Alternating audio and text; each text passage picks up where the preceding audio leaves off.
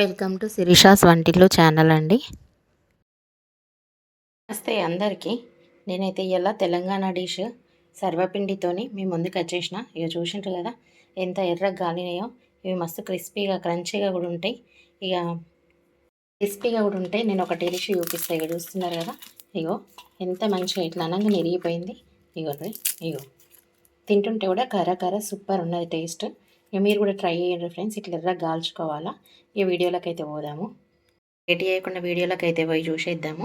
దానికన్నా ముందైతే మీరు నా సబ్స్క్రైబ్ చేసుకున్న వాళ్ళు సబ్స్క్రైబ్ చేసుకోండి, లైక్ చేయండి, ఫ్యామిలీ అండ్ ఫ్రెండ్స్కి షేర్ చేయండి. ఏమేమి కావాలో చూద్దాం. ఇక పిండి కోసం ఏమేమి కావాలో చూద్దాము. నేనైతే 1 కిలో బియ్య పిండి తీసుకున్నాను. ఇట్లా మీ అవసరానికి తగ్గట్టు మీరు తీసుకోండి. శనగపప్పు 1 గంట ముందు నానబెట్టుకున్నాను, ఒక 3-4 టీ స్పూన్లతోని. ఇక గిన్నె నువ్వులు వేసుకుంటున్నా. నువ్వులు కూడా మీ ఇష్టం, ఇక మీకు ఎన్ని కావాలంటే అన్ని వేసుకోండి. కొంచెం ఎక్కువ వేసుకుంటేనే బాగుంటుంది నువ్వులు. పల్లీలను వేయించి పొట్టు తీసి పెట్టుకున్న ఇట్లా కచ్చపచ్చగా దంచుకున్నా కూడా కొంచెం. కరివేపాకును కూడా సన్నంగా కదిరించుకోండి. ఇట్లా ఒక 2 మీడియం సైజు ఉల్లిగడ్డలు కోసుకోండి. ఇట్లా 1 టీ స్పూన్ పసుపు పడుతుంది. ఇక సాల్ట్ మీ టేస్ట్కి తగ్గట్టు వేసుకోండి. కారం 1 టీ స్పూన్ వేసుకోండి. ఈ పచ్చిమిర్చిని వేయించుకున్నాను నేను ఫస్ట్. ఇవి మిక్సీ పట్టుకుంటా. పచ్చిమిర్చి, ఎల్లిగడ్డ, ధనియాలు, ఇంట్లో జీలకర్ర కూడా ఉంది. 1 టీ స్పూన్ తీసుకున్న జీలకర్ర. ఇవి 4 ఒక దగ్గర మనం మిక్సీ పట్టుకోవాలి. ఇప్పుడు కచ్చపచ్చగా ఇట్లా మిక్సీ పట్టుకోవాలా. స్మెల్ అయితే సూపర్ వస్తుంది. ఇది అన్నీ ఒక దగ్గర వేసి మిక్సీ పట్టినాం కదా. ఇప్పుడు ఈ పిండిలోకి అన్నీ ఒకటొకటి వేసుకుంటా కలుపుకుందాము.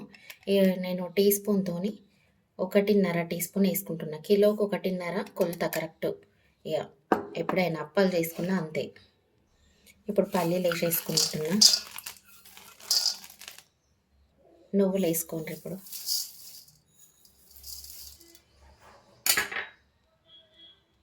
కరివేపాకు వేసుకోండి. మీ దగ్గర ఉంటే అది ఏంటి ఉల్లాకు కూడా వేసుకోండి, మంచిగా వస్తుంది.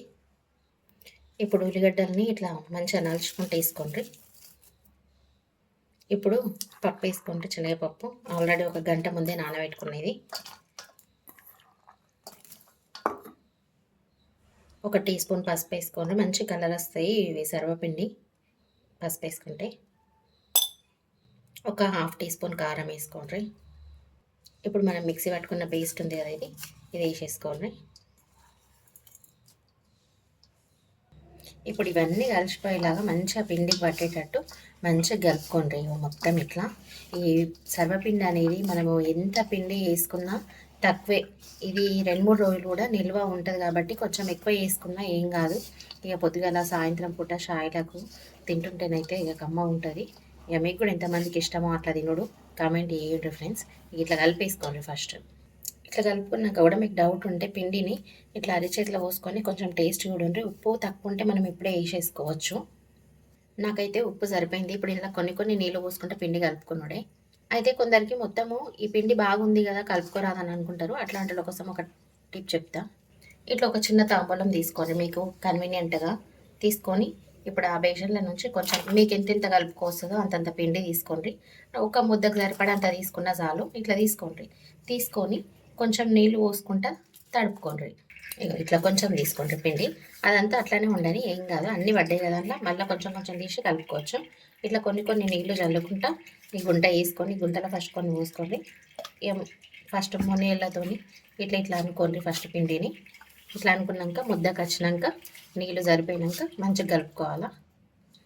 ఇట్లా ఇప్పుడు కలిసింది కదా, ఇంకా కొంచెం నీళ్ళు ఇట్లా కొన్ని పోసుకోండి.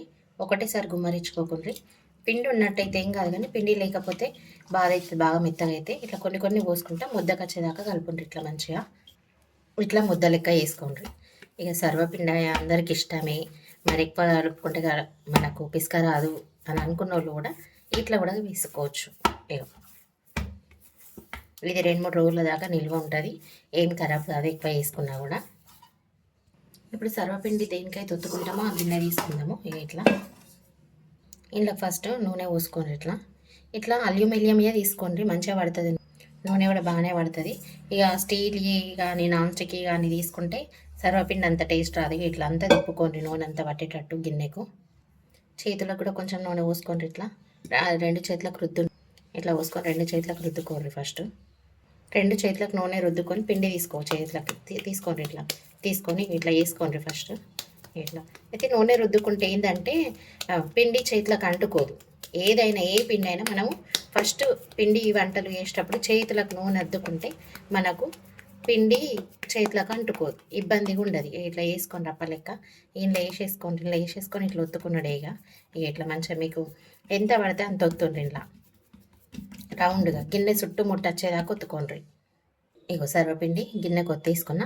ఇప్పుడు ఇట్లా గుంటలు చేసుకోండి. గుంటలు చేసుకుంటే మంచిగా ఉడుకుతుంది. నూనె గుంటలల్లోకి పోయి నేను ఆల్రెడీ ఎక్కువనే పోసుకున్నా కాబట్టి గుంటలల్లో కూడా నూనె వచ్చేసింది. ఒకవేళ రాకపోతే మీదికెళ్ళి ఆ గుంటలల్లో నిండేటట్టు నూనె పోసుకోండి. అయితే మంచిగా ఉడుకుతుంది. దాంట్లోనే సిమ్లో ఉడికించుకోవాలి. ఇది స్టీల్ దాంట్లో, నాన్ స్టిక్ దాంట్లో మాత్రం అస్సలు పెట్టుకోకండి. నేనైతే టిప్ చెప్తున్నా, అందులో అసలు టేస్ట్ రాదు. మీకు ఒకవేళ క్రిస్పీగా కావాలి అని అనుకుంటే సన్నం ఒత్తుకోండి. మెత్తగానే ఉండాలనుకుంటే కొంచెం దొడ్డు కొత్తుకోండి. ఇది ఇప్పుడు నేను ఇది పొయ్యి ముట్టించేసుకొని పొయ్యి మీద పెట్టేసుకున్నా.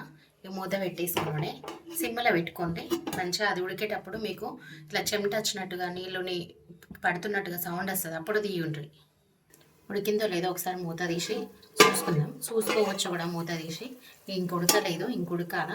ఇంకోసేపు మూత పెట్టుకుందాం. వెనకడికి మన పెద్దోళ్ళు అంటుండే మూత తీసి చూస్తే ఉడకది తీయకుండా అంటుండే. మా అమ్మమ్మనైతే గట్లనే అంటుండే. అదంతా ఏం లేదు, పొయ్యి మీద పెట్టినాక ఎందుకు ఉడకది, ఖచ్చితంగా ఉడుకుతుంది. తీసి చూసుకోవచ్చు. మధ్యలో కూడా ఇట్లా చుట్టూ తిప్పుకోవాలా. కొంచెం పెద్దగా ఉంది కదా ఇది, అంతటా కాలదు కదా, అందుకనే ఇట్లా తిప్పుకోవాలా కొంచెం. ఇప్పుడు ఒకసారి మూత తీసి చూద్దాం సర్వపిండి ఉడికిందా లేదా అనేది. ఇక చూసింటా ఎర్రగా అయింది కదా, ఇక ఉడికినట్టే. తీసేసుకుందాం. మనం దీన్ని మలుపుకుందాం. ఒకవేళ మీకు క్రిస్పీగా కావాలనుకుంటే ఇంకా కాల్చుకోండి. ఒకవేళ మెత్తగా కావాలనుకుంటే ఇంకా కాల్చుకోకండి. క్రిస్పీగా కావాలనుకుంటే కాల్చుకోండి. నేనైతే క్రిస్పీగా కావాలనుకుంటున్నాను కాబట్టి 2 సైడ్లు కాల్చుకుంటున్నా. ఎంత మంచిగా ఎర్రగా కాలింది సర్వపిండి. ఇది క్రిస్పీగా ఉంటుంది. ఇక ఏంటి ఫ్రెండ్స్ ప్రాసెస్. ఇప్పుడు వెనకకు దింపినప్పుడు మూత పెట్టుకోకుండా సరిపోతుంది. ఒకవేళ మెత్తగా కావాలనుకుంటే కాల్చుకోకుండా సరే. క్రిస్పీగా కావాలి కాబట్టి నేను వెనకకు కూడా కాలుస్తున్నా. వెనకకు కూడా ఒకసారి తిప్పి చూద్దాము కాలింది లేనిది. ఇట్లా తిప్పుకోండి. ఇక వెనకకు కూడా ఎర్రగా అయింది.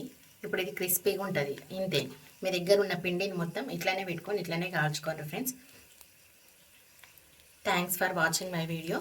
మీ ఫ్యామిలీ అండ్ ఫ్రెండ్స్కి కూడా షేర్ చేయండి. మీరు కూడా ట్రై చేసి ఎట్లా వచ్చింది అనేది కామెంట్ చేయండి friends. Okay friends, thank you for watching my video.